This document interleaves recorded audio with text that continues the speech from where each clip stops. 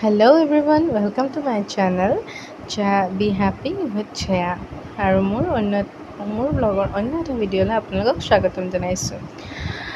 আৰু আজি মই মুখখনে দেখা আজি কি বনাওঁ চাওঁ। আজি ভাইটিৰ বাৰ্থডে আছিল, সেইকাৰণে ঘৰত এনেই অকণমান সৰুকৈ আয়োজন কৰিছিলোঁ।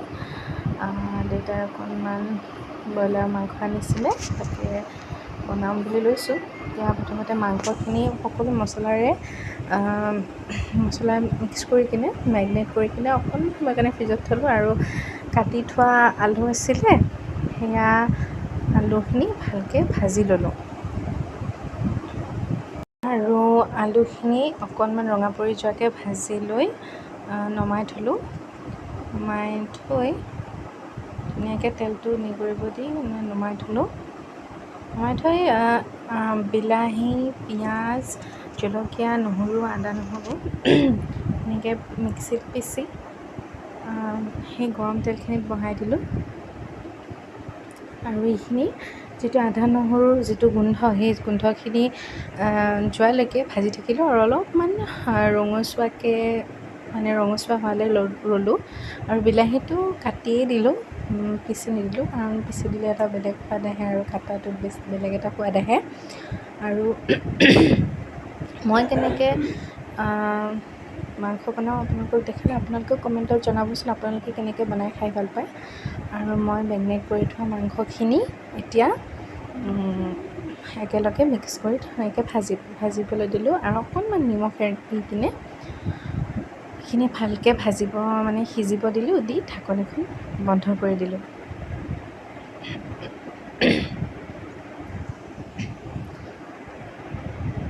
আৰু অলপ দেৰি পিছত কৰি চালোঁ, দেখিলোঁ অলপ সিজিব লৈছেই। তাৰপাছত ভালকৈ অকণমান লাৰি দিলোঁ আৰু ভাজি থোৱা আলুখিনি মিক্স কৰি দিলোঁ। এতিয়া মই মছলাখিনি ধনিয়া গুড়া, জিৰা গুড়ি, জলকীয়া গুড়ি, তাৰপাছত জালুক আৰু লঙৰ গুড়ি, চিকেন মছলা আৰু ইলাচি, হালধি, নিমখ, এইখিনি সকলো ধুনীয়াকৈ মিক্স কৰি মই এটা গৰম পানী দি কিনে এটা পেষ্ট বনাই লওঁ। চাওক, মই এনেকৈ মিক্স কৰিছোঁ মছলাখিনি, আৰু এতিয়া গৰম পানী দি দিছোঁ আৰু অকণমান মিক্স হ'বৰ কাৰণে থৈ দিছোঁ। থৈ দি মাংসখিনি আকৌ এবাৰ লাৰি দিলোঁ। লাৰি দি তাৰপিছত সেইখিনি ঢালি দিলোঁ।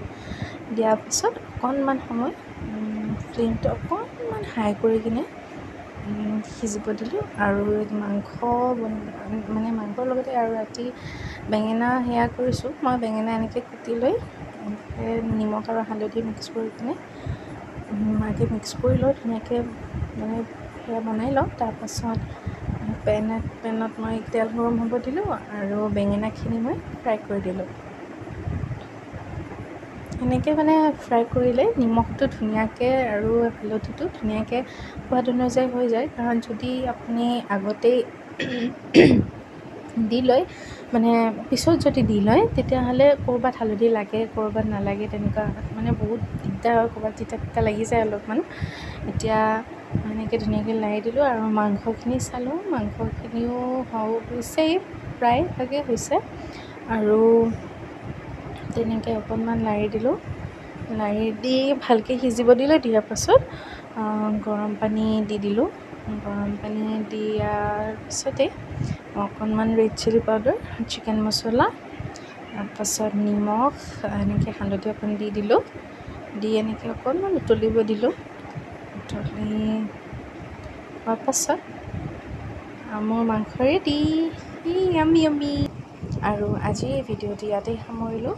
যদি আপোনালোকৰ ভিডিঅ'টো চাই ভাল লাগিলে, তেনেহ'লে লাইক, কমেণ্ট, শ্বেয়াৰ কৰি দিব। আৰু আপুনি যদি মোৰ ভিডিঅ'ৰ নতুন সদস্য, তেতিয়াহ'লে চেনেলটো ছাবস্ক্ৰাইব কৰি দিব আৰু ওচৰৰ বেল আইকনটো দবাই দিব। Thank you, good night, by.